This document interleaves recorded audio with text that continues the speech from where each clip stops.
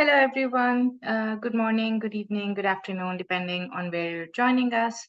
Thank you so much for joining us for this presentation today. I have with us our presenter, Sarah Ekpo, who is our Youth Lead Ambassador from Nigeria. And before we start, I would like to give you a brief introduction of what Youth Lead is and what the platform is about.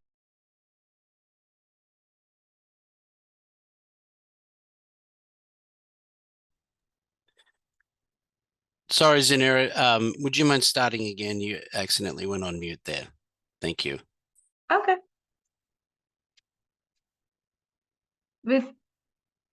So with us today, we have our presenter, Sarah Ekpo, who is our Youth Lead Ambassador from Nigeria. And before I hand it over to Sarah, I would like to start with the introduction of what Youth Lead is and what the platform is about. Launched in 2018 under the USAID-funded project Youth Power Learning, Youth Lead is designed for young change makers making a positive impact in their community through service, activism, advocacy, education, and entrepreneurship.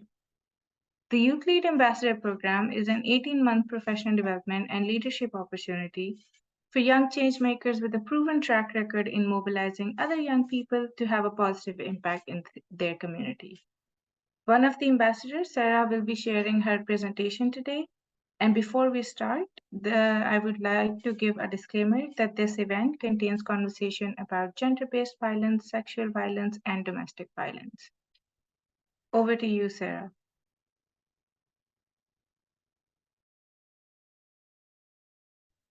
Thank you so much, Zanira. I really appreciate the introduction. And hello, everyone.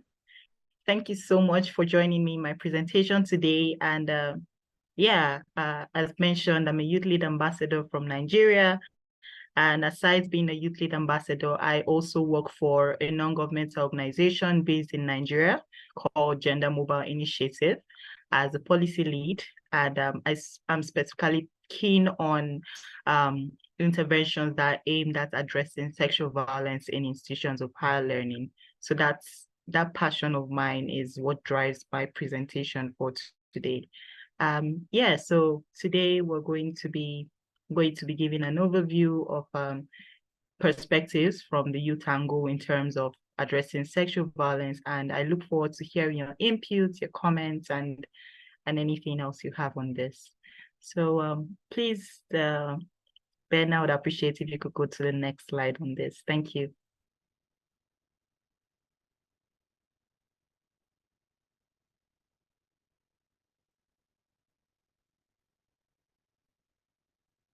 All right, thank you very much. So I first want to start off with sexual violence. And even though we might have an idea of it, but just to say that, just to reiterate what it means, and this basically is any sexual act or attempt to obtain a sexual favor in terms of coercion or violence. And is usually something that is undignifying, something that is not wanted, is non-consensual. And for sexual violence in higher education institutions, it has been happening for quite a while. It's not something that is recent, and it's something that cuts across different countries all over the world. As you can see on the screen, you can see statistics from Nigeria, from the World Bank, which shows that 7 out of 10 female graduates indicated have been sexually violated. You can also see that of the UK as well, which shows the percentage of students that have had an instance of sexualized behavior, and also for Canada, as well as some other countries as well. There have been cases of sexual violence that have been indicated from research conducted by members of campus communities, indicating that yes, sexual violence happens in schools. And this research also goes further to show that groups such as females, sexual minorities, persons with disabilities are the most marginalized when it comes to sexual violence. Next slide, please.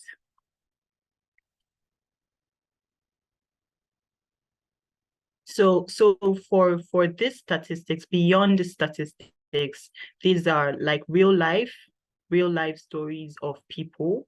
And I want to give an instance of someone named Ola. It's actually a name from Nigeria. a native name from Nigeria, from the Yoruba tribe of Nigeria.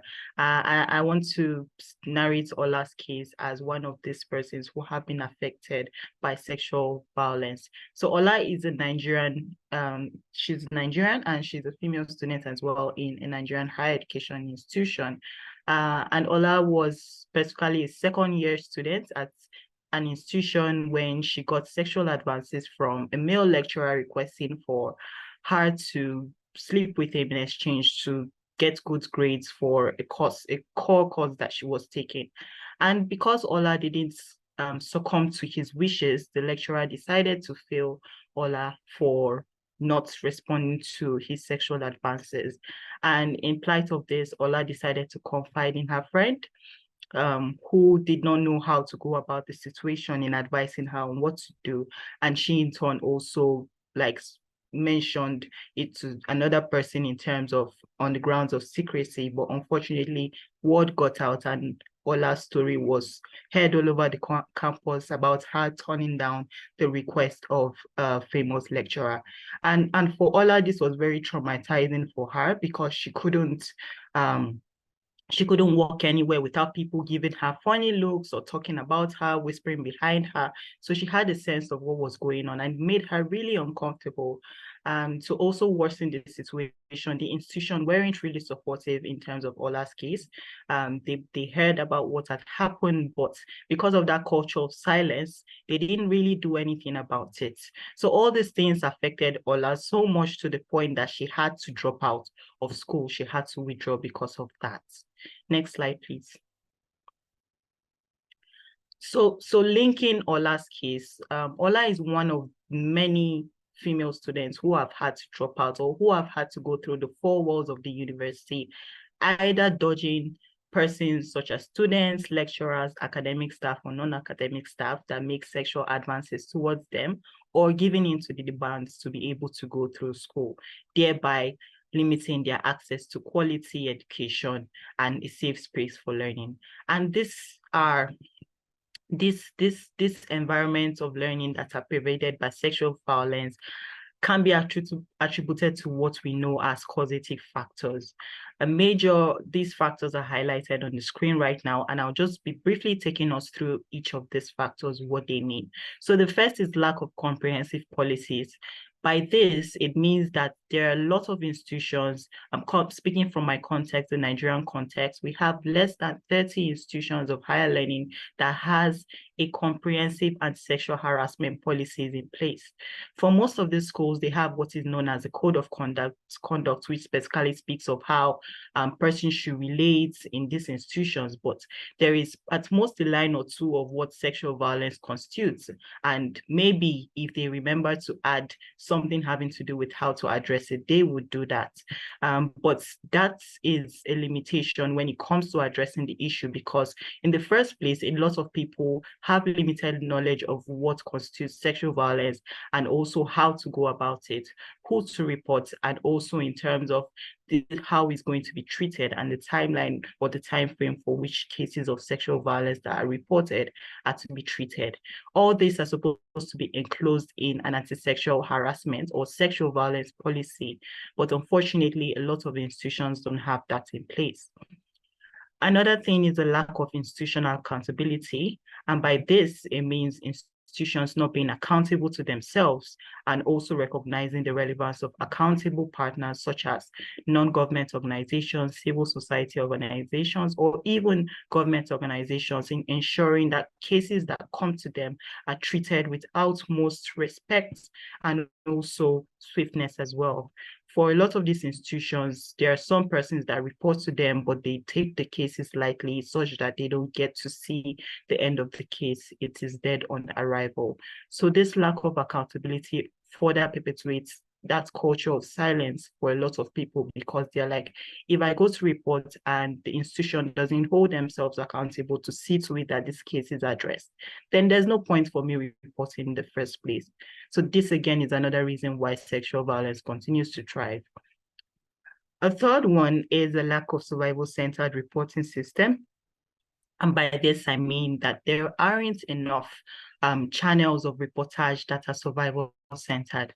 And I'll give you an instance. So for instance, there was an institution that I went to and I asked them, okay, so you're having a case of sexual violence or something that you're uncomfortable about. How do you get to relay this information? I was speaking with this group of students specifically to the management. And a number of them said, well, we have what we call suggestion boxes, which is a box that is placed at strategic locations in the institutions for you to write something that you wish to let the management know about, and then you drop in there. And for some of the students, they were like, even though it's a good initiative by the institution, they are not comfortable with it because when you're going to drop a paper in that box is something that there is at least one person that gets to see you. And there are some that are even in open spaces. So that discourages some students from even going there because they want it to be confidential. They want it to be something that they don't need to have anyone else know about it except they and the people that they are sending that message to. Unfortunately, there are institutions that do not have that structure in place to ensure that the standards of confidentiality and even anonymity, which are central to ensuring that survivors get the care that they need, is not present. Another factor is unequal power relations. And by unequal power relations, I mean the scale of the problem where given that sexual violence is power-centered oftentimes or most times, where there have been a lot of cases that have been reported. And from the work that I do with Gender Mobile and even on research, we see that even though that there are different dimensions of sexual violence in learning environments, and they span from student to lecturer or student to teacher, student to students, lecturer to lecturer, the highest or the most prevalent cases that are recorded are that of lecturer to students. And often in this case, most times the lecturer is the perpetrator and the student happens to be the victim or the survivor. And usually the reason for this is because the lecturer has that power to be able to award the student grades.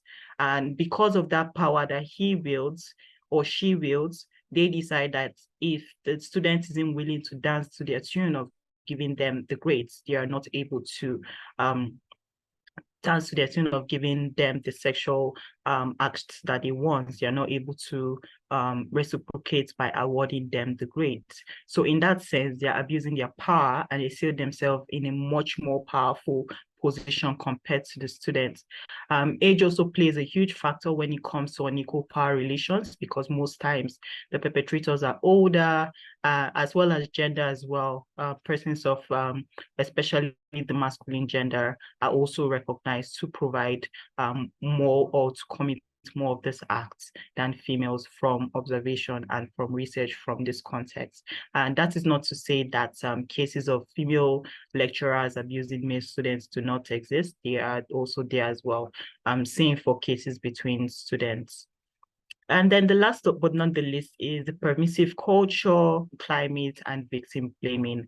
And by this, linking it back to Ola's story, we get to see that there was this culture of silence where Ola wasn't supposed to speak out about it. And even though she didn't speak to a lot of people about it, the one person she confided in, when the word got out, it made her really uncomfortable because her news was out there and a lot of people made gestures that basically blamed her for not succumbing to the lecturer's requests instead of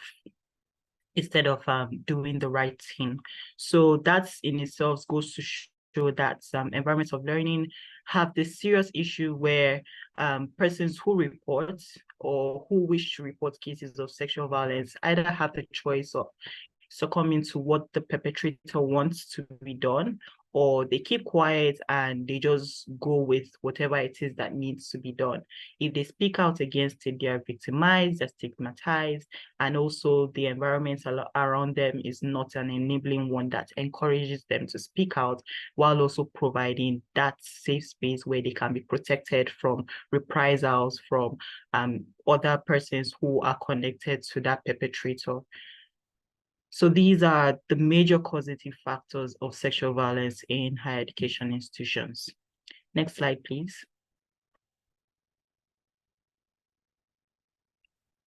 So as a result of these causative factors, which breeds that environment that is unsafe for many persons to study, particularly persons of marginalized groups, it breeds a lot of negative effects, which we can see here in terms of mental health challenges, poor academic performance, where people are not able to concentrate on their studies because they're thinking of how they could evade the advances of the perpetrator or how to confront them. There's also stress from PTSD, so post-traumatic stress disorder.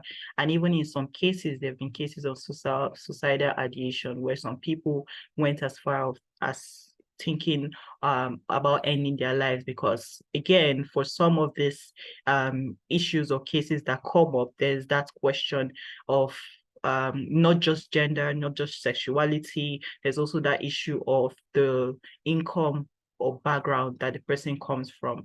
And usually there are also cases, usually by this I mean there are cases where a lot of students that manage to get into school and they're from low income backgrounds because they are faced with a case of sexual violence within the school.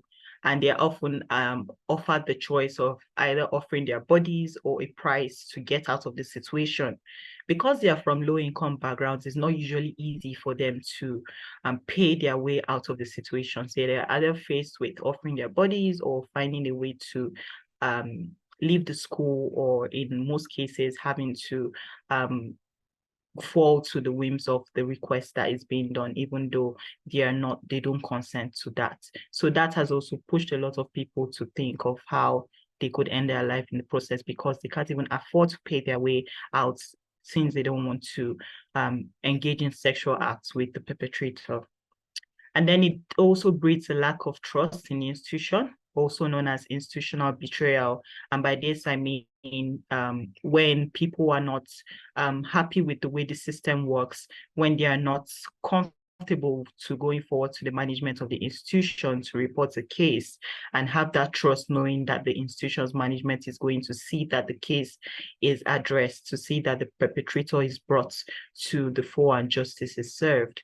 That speaks volume for a lot of people to show that they don't believe in the institution, they don't believe that their voices will be heard, they don't believe that their reports or cases would be attended to. And then for some people, like Ola's case, this eventually leads them to drop out of the institution and find another institution that they could go and complete their studies. Next slide, please. So having spoken about the disadvantages of having, or pardon me, the effects of sexual violence in higher education institutions, there's been a lot of interventions by governments, non-governments, organizations, by groups as well as individuals to see to it that this menace is addressed. And a major one is having to do with policies and legislative frameworks. I had earlier spoken about some institutions having anti-sexual harassment policies, even though that is a relatively small number in Nigeria. But that's an intervention that has been addressed. There's also a case at the national level where we're specifically advocating for the passage of what is known as the Sexual Harassment Prohibition Bill in tertiary institutions, that basically addresses the case of sexual harassment in tertiary institutions.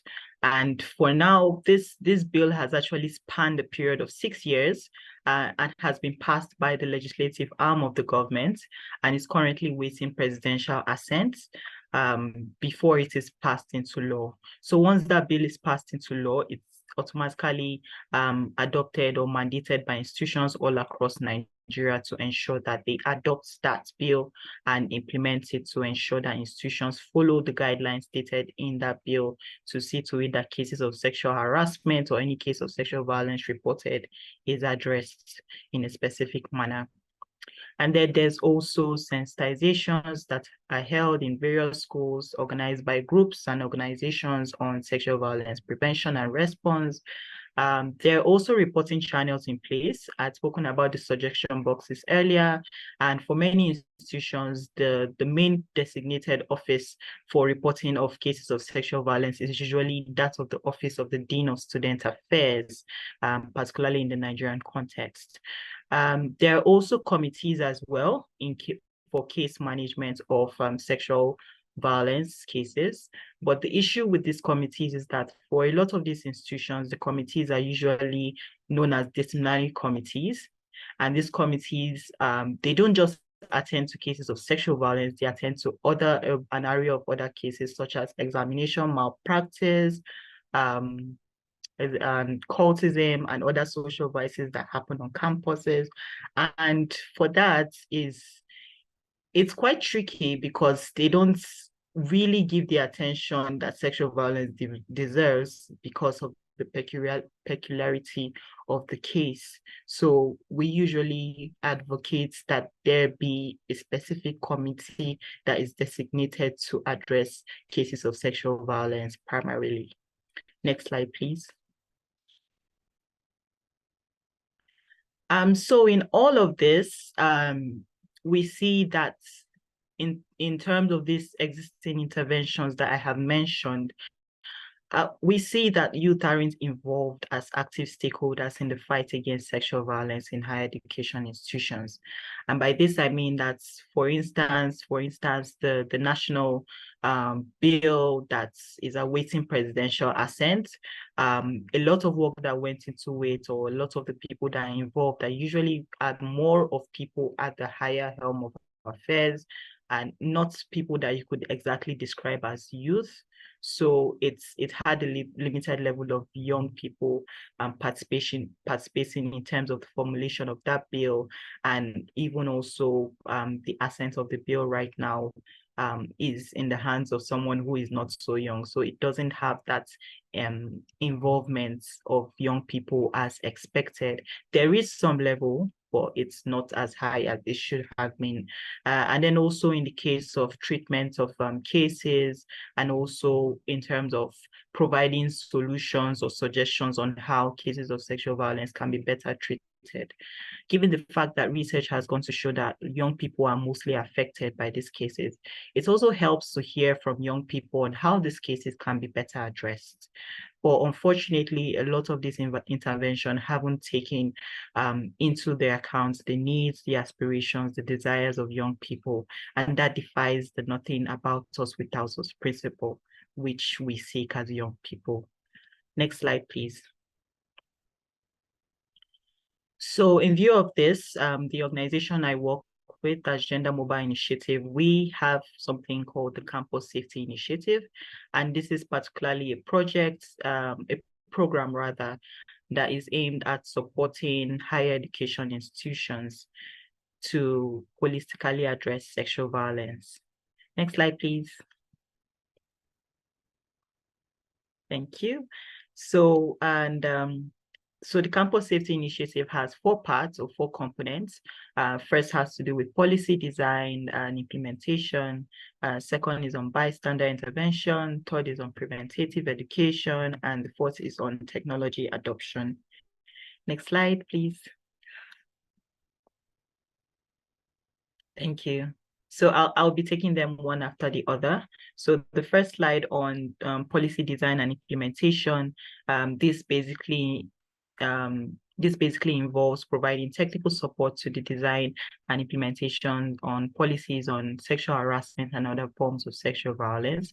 I specifically do this at Gender Mobile as policy lead, where I support institutions in designing comprehensive sexual and sexual harassment policies, gender policies, and other policies related to sexual violence prevention and response.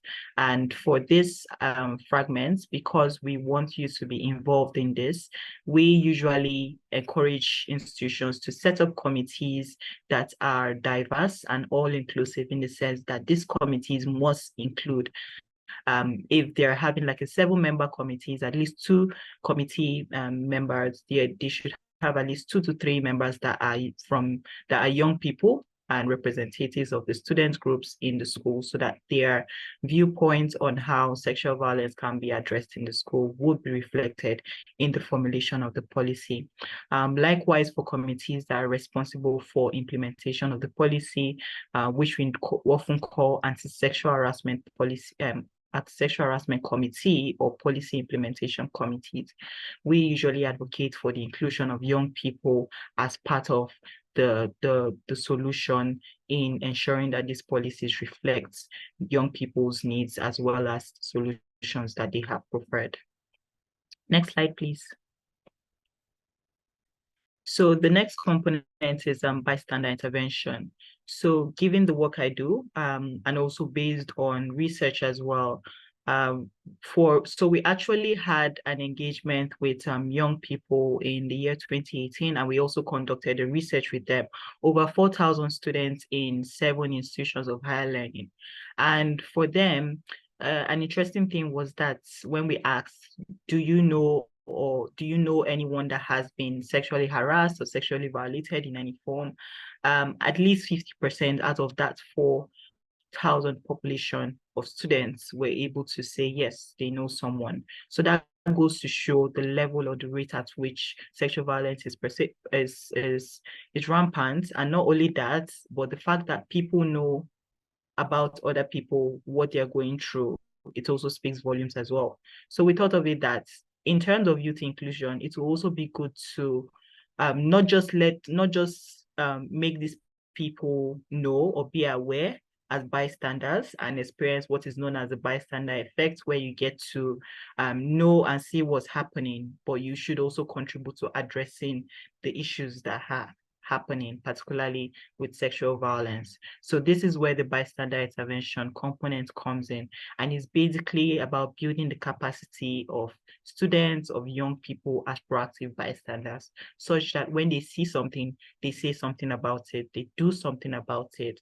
and they also provide information, helpful information, and on support services. For instance, if they have a student that they've come across or a colleague that they know that has experienced a form of sexual violence, they could be able to give that student information on how they could go about addressing the issue, such as reporting the case to the management or to the committee, if the institution has a fully functional committee in place or a designated committee in addressing such cases, or even referring them to organizations such as Gender Mobile Initiative in terms of providing support, such as legal support, psychosocial support, and counseling services, amongst other kinds of supports.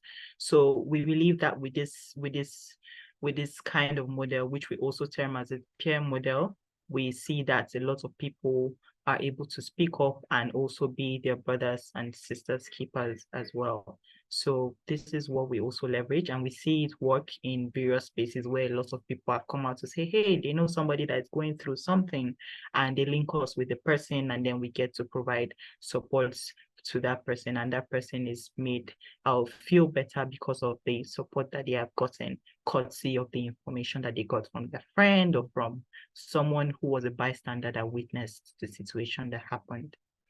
Next slide, please. Okay, so the other components, or the third component of the campus safety initiative, is having to do with technology adoption. And again, this stems from the engagement with young people again, where we got to ask them what they think should be done in terms of addressing sexual violence. What are your thoughts on how to address it? And quite a number of them mentioned that they wanted a much more confidential and convenient way of reporting cases and having access to information, and also having that community where they can get to interact with one another on how to collectively address sexual violence. So this is what gave birth to what is known as the Campus Power app. This is a mobile app that has been developed by Gender Mobile to confidentially report cases of sexual violence. So instead of having to walk up to that suggestion box, if you don't feel like doing that, if you don't feel comfortable going to drop a piece of paper with your complaints in that suggestion box, you could just go on the Campus Power app, sign up, sign in, and then provide details of the complaint that you wish to make, specifically the case of mentioning perpetrators' details, name details, and the nature of the sexual violence that happened. And the good thing about the app as well is that it also provides that feature where you get to track the treatment of cases. So cases that are reported in the app come to us. That by us, I mean Gender Mobile. We receive those cases, and we also work with institutions to see that those cases are addressed, because the app is designed in such a way that it's designed for campus community members. So all the institutions of Nigeria are on that app, and every institution has an institutional portal. So any case that comes to us, we get to see what institution that case is from. And then there's also that option for the person to provide their details or to be anonymous in reporting the case, so that way it promotes that survival-centered approach that I spoke about earlier. And then in addition to case reportage, it also provides avenues for persons to engage in safe space conversations. So let's say, for instance, someone wants to speak to another person about a case that happened, and they're not so comfortable saying that in person, they rather chat about it. The app also has chat features in terms of safe space, where they get to chat with one another, or even chat with us at Gender Mobile on what's happening, and we provide support as well. Yeah, and there's also like bigger chats forums, which we call open forums, where there are groups of students that also speak to each other about what's happening on campus, what are the issues on campus, and how they could also mobilize for change, thereby promoting that campus community that consists of proactive bystanders who are eager to do good work to see that their environments or their spaces are safe for learning. And then in addition to that, there's also that space to access information. So information having to do with support services, where to access support, where to gain information on how to prevent or how to identify cases of sexual violence as well, and also to engage with persons as well who have that information that they can provide for you in order to make an informed decision. All that is offered on the Campus Power app. And yeah, lastly, it promotes institutional accountability in the case of, particularly in that case of tracking the cases that are reported. So when you get to report a case and you get to check back on what the status of the case is, you get to have an idea of, okay, this is what's happening between the institution, to know if they are addressing the case or if the case is on standstill, or what's the current situation of the case. So that way it ensures that institutions are accountable, and even on our part as well, accountability partners, it also ensures that we as well are accountable.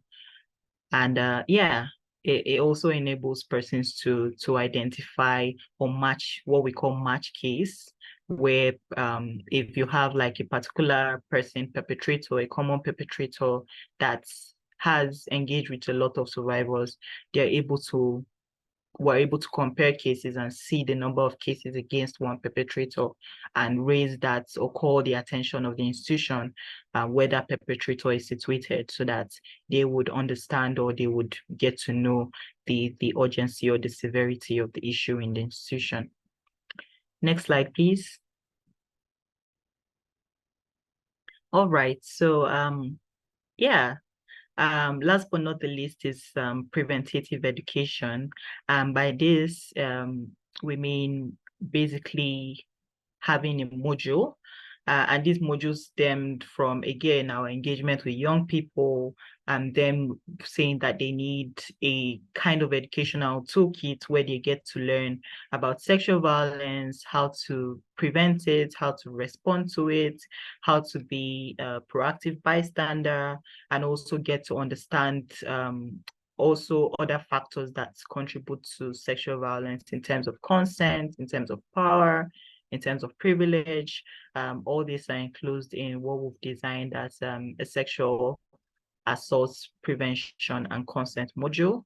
And a soft copy of that module is on the Campus Power app. So persons who have the Campus Power app, they get to go to a feature of the app called the Access Learning Center.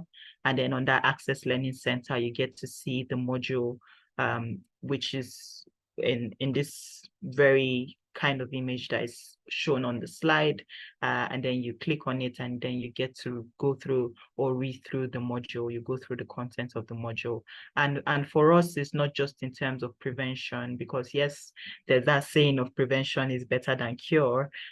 We're trying to address this more from a prevention angle than a response angle, because if we are able to do more of the prevention, then we wouldn't have to do a lot of the response. We wouldn't have to see a lot of cases come up that we would have to respond to. It also stems from that importance of ensuring that institutions are also accountable as well, and also to promote institutional memory, where a lot of institutions, we encourage them to adopt this module, adopt the Campus Power app, and encourage campus community members to go through the module and undertake the quiz on the module, which is also on the app, such that they do that even before students and staff register for the semester. And once that is done, like they undertake it, they are awarded a certification of completion that shows that yes, they've gone through the module, they have been educated about sexual violence and its prevention, and they are also able to relay that information or that education that they have gotten to their peers and other members of the campus community. So yes, this is where the preventative education angle comes in as well. And then it also provides for mass education, because since it's on the app and the app is widely accessible, we wouldn't have to go to, we can't simultaneously be at all schools at a particular point in time to hold a session on sexual violence prevention and response. But with the help of this module and with the app, we're able to do that at a wide scale, and also at the convenience of persons who access the app as well. Yeah, so that's it for the Campus Safety Initiative. I'll move on to the next slide, and I'm rounding up. Yes, so based on this, based on what I've mentioned so far about the Campus Safety Initiative, which is youth-led, which is born from youth perspectives, we see that, yes, while this is good, we see that there is still a need for increased involvement of young people as partners, as actors, and as beneficiaries. Like I said earlier, young people have to be involved in this issue as much as possible. While there is some progress in youth involvement in this, there is still a need for increase on that. And not just having young people as beneficiaries for these things, but also, more importantly, as active stakeholders and actors. And specifically, interestingly, there was a case that recently happened here in Nigeria. So there was a particular institution in Nigeria here where the dean of a faculty of law was accused of sexually harassing students for decades. Pardon me, not for decades, for years.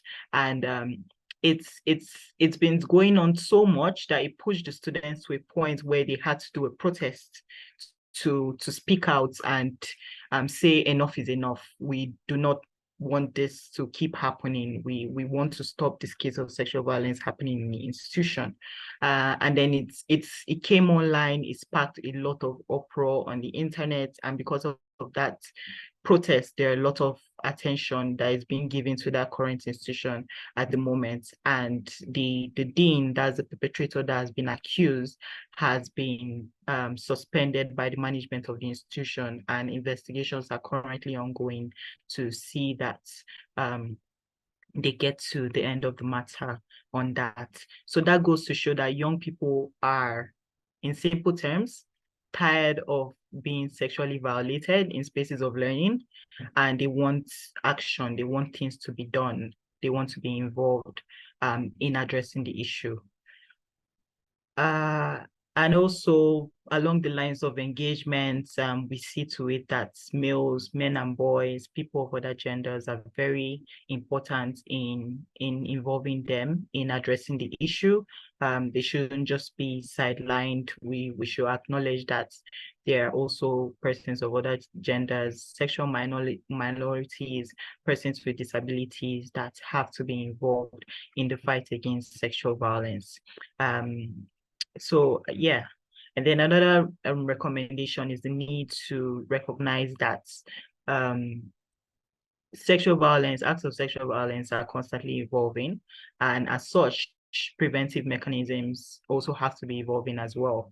Because yeah, there used to be before, so just giving a little instance on this, before there used to be the case of lecturers having to sexually violate students physically, but now it has also transcended into the online space. So that has raised a lot of conversations on, okay, so we recognize that there's sexual violence in the physical space and there is in the online space as well.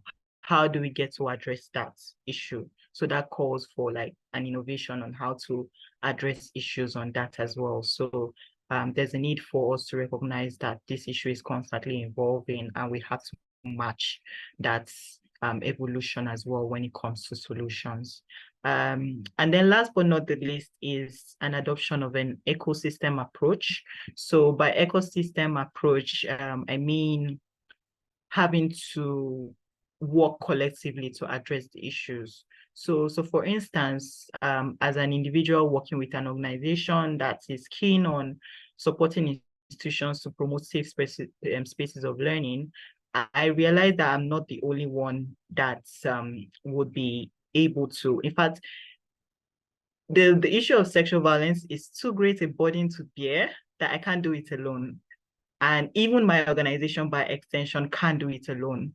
We definitely need to collaborate with other organizations, with government, with non-government stakeholders, and student groups, youth, and other bodies as well to ensure that we come together to collectively address the issues. Building upon that saying that says, if you want to go far in addressing something, you have to go together. You have to join forces with another person. You have to build what is known as a winning coalition to collectively address the case of sexual violence in higher education institutions. And this is something that has been echoed as well by young people around us, saying that it's not something that one actor within the system can do, given the fact that sexual violence is a systemic issue that requires a systemic approach in addressing it. So at this point, I have come to the end of my presentation. If you have any questions, I am more than happy to respond to them. Thank you.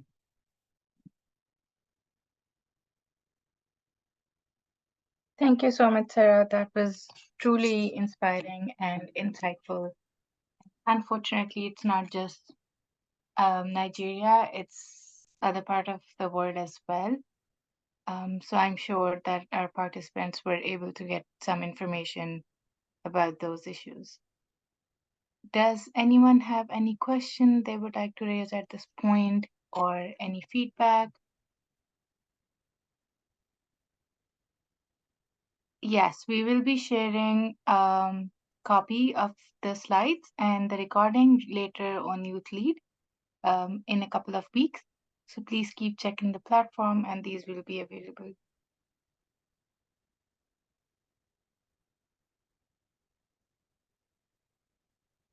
Sarah, there is a question. Are these issues of sexual violence peculiar to any region of the country in your research? Okay, all right. So thank you, Oladimeji, for that question. I would say no. So these issues of sexual violence is not peculiar to any region of the country.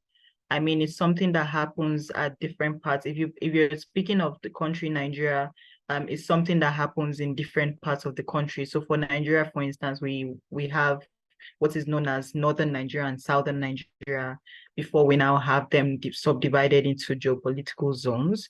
So for on the cases that I've worked on, and at the organizational level, we've received cases of sexual violence from both parts, that's North and South Nigeria. And these cases are, like serious cases of sexual violence. And then even at the sub-regional levels as well, at different parts, even for areas that are termed as really conservative, where you feel like, oh, cases of sexual violence can happen from there. We get to receive cases from there. So I wouldn't say, from my experience, no, it's not peculiar to any region of the country. It's not limited to one region. It's something that affects all the parts of the country, Nigeria. And I believe and I also would say same for the world in general, given relating it back to my first the second slide, sorry, I'm trying to remember, the one on statistics where I showed information pertaining to sexual violence in schools, in Nigeria, in Canada, in UK, and also mentioning that it happens as well in other parts of the world. So yes, there is no one region that, when it comes to sexual violence, is a peculiar issue to them. Thank you for that question. All right. Do we have any more questions?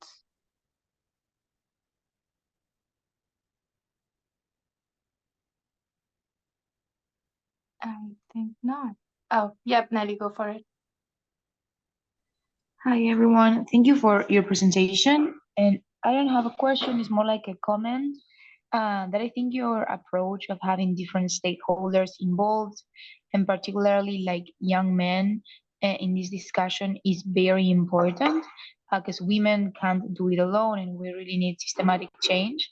So I really commend you on that systematic approach and different stakeholders approach that you have. I think it's very great. Thank you so much, Nelly. I appreciate that.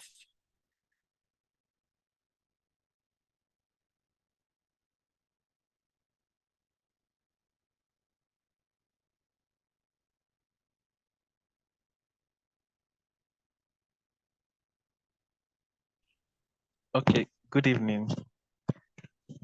Good evening. Can you hear me? Yes. Yes. Okay. Thank you so much for the beautiful presentation. I actually have a question. So, in this present time in the world, we believe strongly, or more like majority of sexual violence cases are against females. So how do we recommend that the males who have also undergone some form of sexual violence or sexual intimidation, not just in the hands of female, in the hands of other male counterparts, how do they report such cases, and how do we also balance up the time involved in investigation with the delay involved in such an investigation? Because as we all know, let's take for instance, you mentioned the case of the university dean, which was involved in sexual violence and sexual molestation of students in the school. So in this particular case now, the girl or whoever has been sexually molested by the dean might have reported, and as we all know, the whole bureaucracy and time that it takes to investigate into such high personnel involved in it. So how do we balance that waiting time for investigation with the need to get justice, and also not to rush the investigation and something like coming up with a false allegation? How do we balance it all up? Thank you. All right. Thank you, Brian. You provided two powerful questions, and I really appreciate you for that. So if I get you correctly, the first question was having to do with engaging males who have been sexually violated or molested or harassed, particularly, just to clarify, is it by other males, or could be by female, or I just want to be clear on. By both classes. Okay. By both classes. Okay, by both. Okay. All right. So yeah, it's something that has to do with engaging men and boys, or males in general, and even people of other genders as well, to say, hey, it's okay to come forward. And then I'm going to be speaking from the Nigerian context. So in Nigeria, it's usually there's this thing about making the males in the society very, very conservative when it comes to expressing their feelings, or saying that, oh, they've been affected by someone. And I can relate this to even far back as early childhood, when I was growing up with a cousin of mine. We were growing together in the house, and then there was a time that he got beat up by someone, and he came to report to his mom, which was my aunt, and she told him that he should stop crying, that he's a boy, he shouldn't express himself that way. He could just speak to her about it without necessarily having to show his emotions. And sadly, that's the reality for a lot of males in Nigeria, and I believe in other contexts as well. So, and because of that, there are cases where men are being sexually molested or violated, but they are afraid to come out because they have been told from a young age that they should, be man up. They should be man enough. They shouldn't speak about it. They shouldn't be vulnerable. Yeah, that's the word I've been trying to seek out. Vulnerable about it. And we have to desensitize the minds of people, particularly males, on that. That it's okay to speak about it. It's okay to come forward to organizations to talk about it. You don't have to come to the public and just say it to anyone, but you can specifically identify organizations that are working on gender-based violence, sexual and gender-based violence. So for instance, at Gender Mobile, we treat cases that pertains to both males, females, and even people of other, sexual minorities as well. Yeah, and interestingly, we've also had a case where we had a male, so it was a case of institutional sexual violence, where a lecturer was hitting, permit me to use that word, on a female student. A male lecturer was hitting on a female student, and this female student had a male student as a boyfriend, and the male lecturer was aware of that. So he was trying to discourage the boyfriend from being friends with the female student, so that he could, engage with the female students, or have him all to herself. And by that, the male student became a secondary victim for that form of, sexual harassment, because he was linked to the female student. And we had to come in to intervene in that case to speak to the guy. Initially, he wasn't open about it, even though he wasn't being directly, harassed, but still, he was still affected by the case of sexual violence. So again, tying it back to what we can do, how we can address that, is basically engaging men and boys to speak up, to be vulnerable with organizations and even other designated offices, such as sexual assault referral centers as well, on cases of sexual violence that they either have experienced or they know someone has experienced. I would say for that would be my response for the first question. And then for the second question, in terms of the time frame of treatment of cases pertaining to sexual violence. So in line with what's happening or what has happened, anti-sexual harassment or anti-sexual violence policies need to have a stipulated time frame. So for instance, the one that is in the sexual harassment prohibition bill in Nigeria that is constantly awaiting consent or assent from the presidency, it gives it about a time frame cumulatively, tentatively, I think between 30 to 40 days thereabout. There is a specific time frame that is suggested for the case management. That's from, the moment the case is received by the committee responsible for treating those cases up to the final judgment of that case, and even relaying the outcome of that judgment to the parties. By parties, I mean the complainant and the accused. So there is that need for a specific time frame to be indicated in institutional and even the even the national anti-sexual violence policies as well. That for that, holds all parties accountable that, hey, you officially started the treatment of this case by this date, and it's expected that in 3 months' time, maximum of 3 months, you should have, or even lesser, you should have completed the case, except there are things that get in the way that you need to inform parties about that would allow for the extension of the case. So that's a major thing. And then also in the course of the case management, so justice, it means different things to different people. For some people now, for instance, for the most recent case happening, the students might just have wanted the dean to leave the institution and for her to have a safe space to learn. For some other people, they want to have psychosocial services or legal services added as a means of justice for them. For some people, they want the dean or the lecturer to go to jail, flat out. It's relative, truth be told. So in the course of treating that case, it's not just to see that, oh, the person is, sent to jail. It's also the case of, in the course of treating this case, what about the survivor?